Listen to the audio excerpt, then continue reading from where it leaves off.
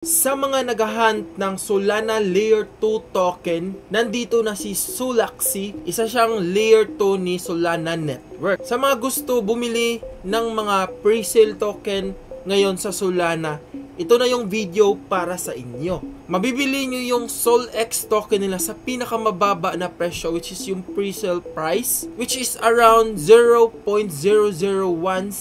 Sobrang baba pa niyan. Ngayon, magre-release sila sa mga major exchanges like Mix Exchange, Binance, BitGet, OKX, and marami pang iba. So, hindi na natin ito patagalin pa. So, let's get started. First of all, Sulaxy, which is a Solana Layer 2 in Solana Network. Ngayon guys, nasa pre-sale which is mag-end in 18 days. Yung presyo ng SolX or yung token nila is nasa mga 0.0017, which is yan yung pinakamababa now. And naka-raise na sila ng $41 million.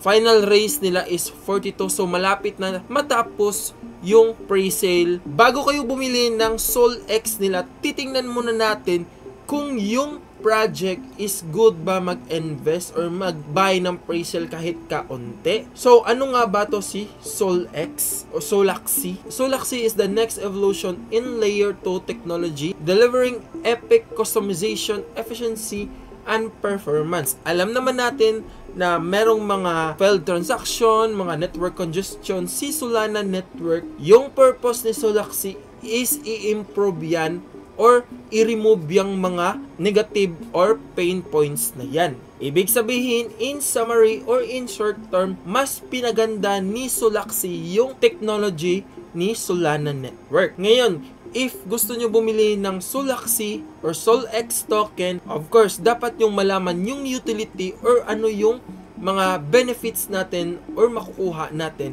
if bibili tayo ng SolX token nila. Solaxy, the best new cryptocurrency. Ito lang naman yung sinasabi nila na ini-improve nila or ini-optimize nila yung speed ng mga transactions natin.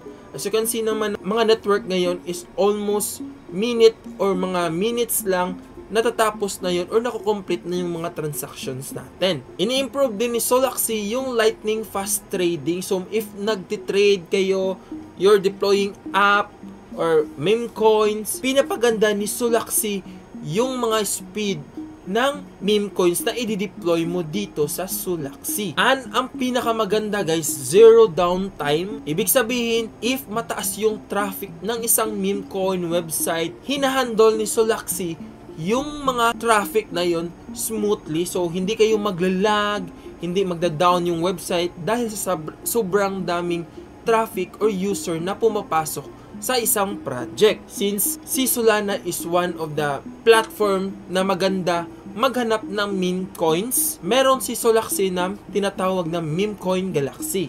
Meme coins are driving the Solana and some would say the entire blockchain industry forward. Ibig sabihin, ini-improve niya yung pag-handle ng mga owner ng mga meme coin token na yan, so that you can experience your best journey in meme coin industry. And makikita naman natin na sobrang daming updates ng project nila, which is pwede nyo i-read dito one by one. Ngayong May is naka almost 5 updates sila. So, ibig sabihin, yung team talaga ng Solaxy is nagpo-focus na ma-improve yung project nila. Meron silang staking rewards after nitong bumili nyo ng pre-sale nila guys, no, meron niyang staking rewards. So, 97% dyan is staking reward. Bago tayo bumili ng token nila, meron naman niyang mga audits, which is pwede nyo i-jor yan. But in the end guys, if gusto nyo bumili ng token nila guys, no, make sure you do your own research and invest at your own risk. Magpa-profit ba tayo or magpapaldo pa tayo dito? Of course, you need to do your own research about that.